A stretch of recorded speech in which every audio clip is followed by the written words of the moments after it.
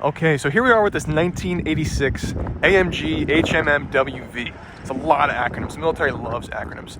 AMG is not the AMG you're thinking of. It actually is AM General, which is a subsidiary of American Motor Corporation. And then HMMWV, that stands for High Mobility Multi-Purpose Wheeled Vehicle. It's on wheels and it's a vehicle. There you go. So what's going on here? Where did this come from? This actually was born out of a project in the late 70s. Basically, the United States military was looking for a way to cut down on their fleet and really just, they wanted a jack-of-all-trades platform that they could, you know, it was sort of a one-size-fits-all. They could have many, it was modular, they could have many different variants, that sort of thing. Because remember, at the time, we had quarter tons, the M151, which was really just a continuation of that World War II era light utility truck. We had Gamma Goats for off-road. We had CUCVs, which was pretty much just a Dodge D-Series painted in olive drab. It was a little more than that, but you know, it's essentially what it was. And the military wanted to modernize and just have a platform that was military dedicated, and really it could go off-road, it could be a recon vehicle, it could do light duty work, it could really fulfill everything from that quarter-ton to 5-quarter-ton platform, and still be, you know, reasonable and cheap and easy to maintain and that sort of thing. Also lightweight, you know, they didn't want something to be too heavy, right? So they put out a contract. AM General bid on it with the Humvee. Little known fact, actually, Lamborghini had a car as well that they bid on it with, called the Cheetah, which you might know ended up becoming the Lamborghini LM002, or the Rainbow Lambo.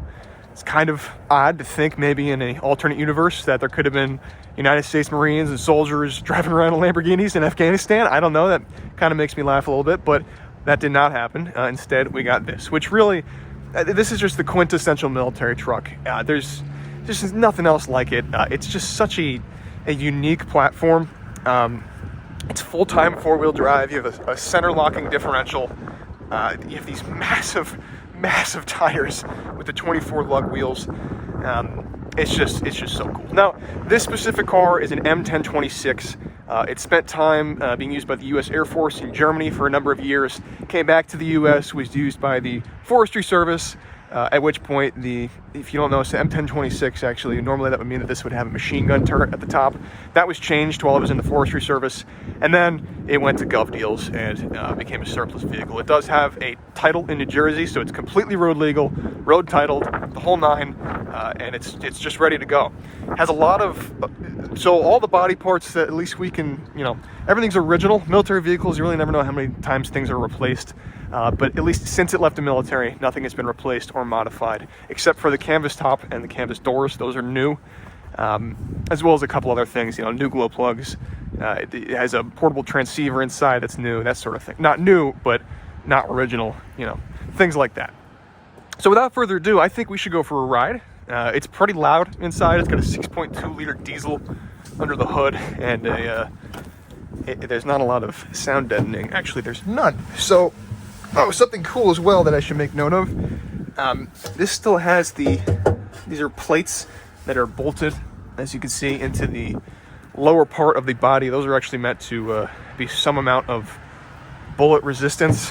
You know, usually those are chopped up with these when these go to gov deals, but kind of interesting. I don't really know if that's going to help very much, but it's the thought that counts.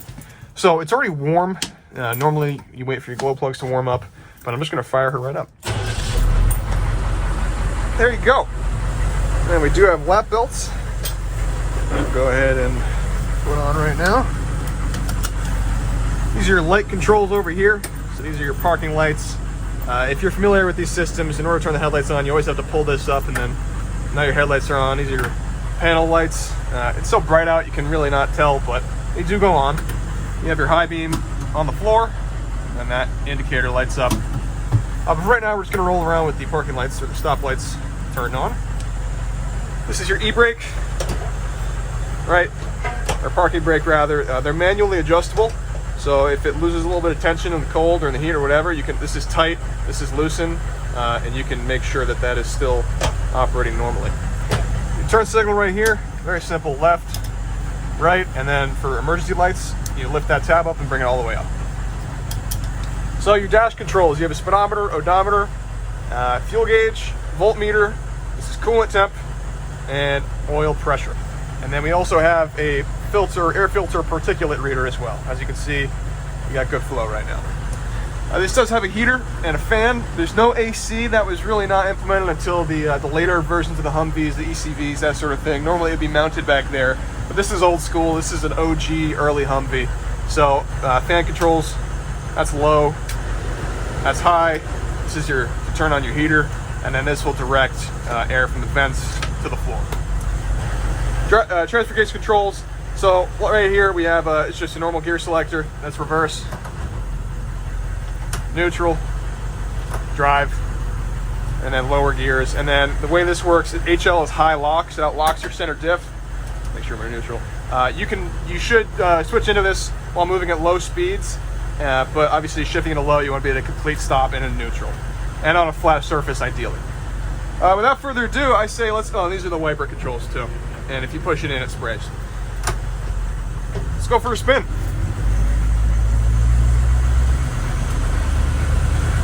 Now, I cannot emphasize enough just how smooth this is.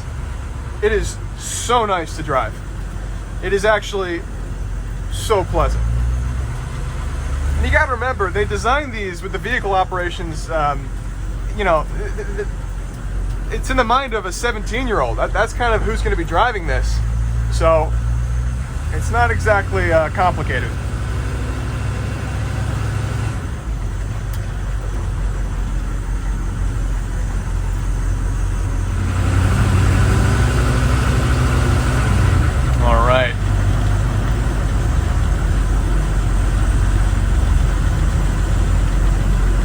See, it drives true, drives straight. There's we'll get it up to speed pretty soon, but there is absolutely zero, you know, wobble or any sort of thing like that. The alignment is very nice. The wheels are balanced pretty nicely, even for having such huge knobby tires.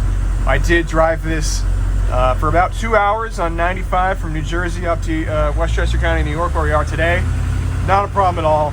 It sits very comfortably at 55 miles an hour. That's pretty much all it's geared for. You gotta remember, it's a convoy vehicle at most. So you're not really gonna get much past that. Even in the 4-speeds, they're really meant for like 55 to 65 and nothing more. But even at that speed, they're not rattling, they're not, you know, shaking everywhere. Some of them do, but this one is very nice and very well taken care of. And right now, it's just in great shape in terms of the alignment and the wheel balance. You are going to see every now and again the brush bar. That will rattle just a little bit, as well as the hood. The hood is fiberglass. It's very lightweight, so it's going to do that.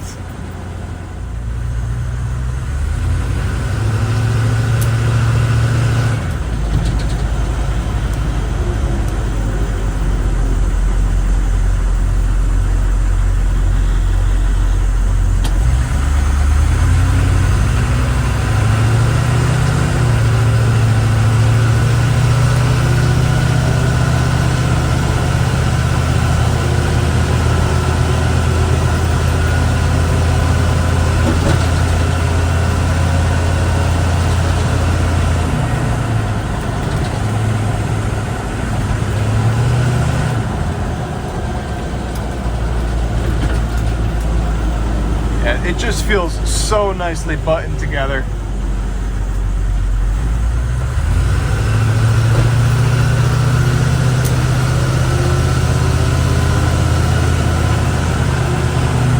And it turns really nicely too. Sometimes a lot of these, if they've been used in like really wet conditions pretty often and you're constantly shifting out of high lock and high, every now and again the center diff will get a little stuck.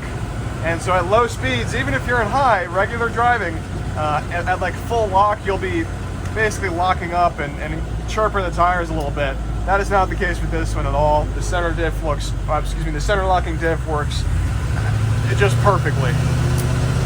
Now we are going to take it on the parkway right here. It's going to get a little bit loud. It's all part of the experience. Handles very nicely.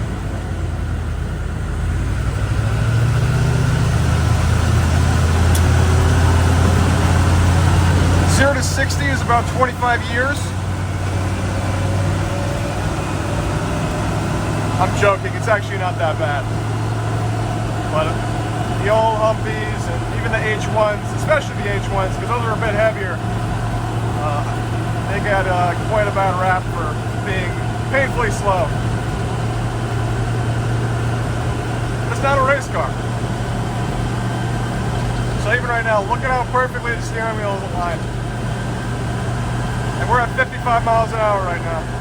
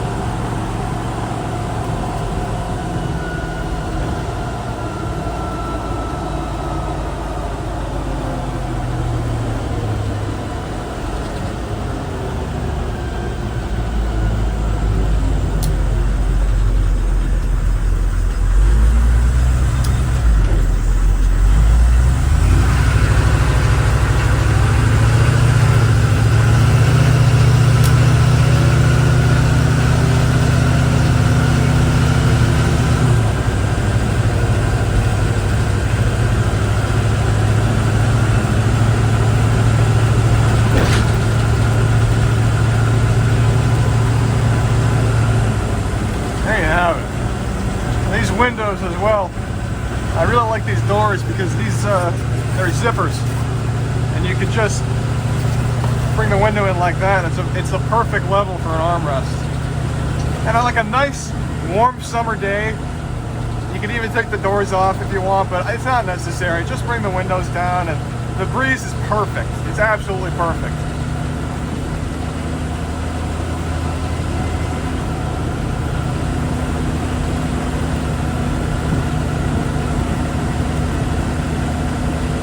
Yeah, I actually have not driven one that drives this straight and this smoothly. It really is, it just speaks for itself.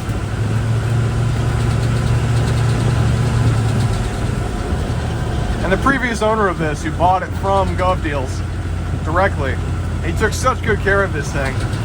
And he kept it as original as possible to how it was, or at least how it should have been when he got it.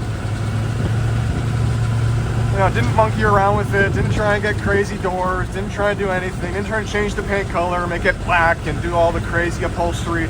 It's just a tried and true military vehicle, as it was, as it's meant to be. But it drives like an everyday car, or truck rather.